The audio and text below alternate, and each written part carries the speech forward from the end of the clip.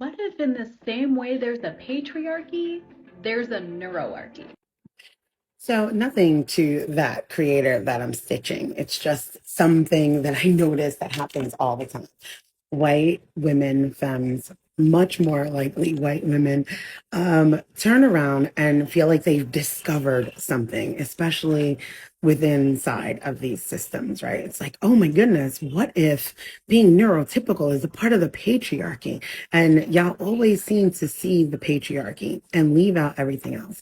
So this is going to be a longer video just because I want to just break this down very simply and why it's so important to listen to Black voices, Indigenous voices, because we've watched this like from a bird's eye view for generations.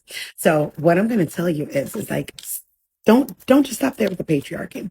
Let's start at the very crux of this. After they came to these shores, and we'll just do it here in America.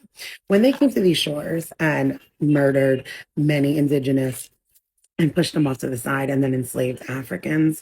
The entire system is based on needing to be cisgendered, heterosexual, neurotypical, Christian, white, rich. Everything outside of that is othered in various levels of supremacy culture.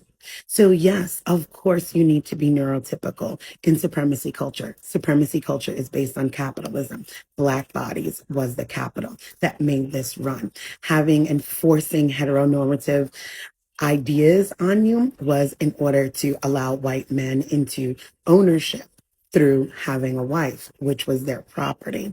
Or if they had enough money, buying the land that they stole. This is all supremacy culture.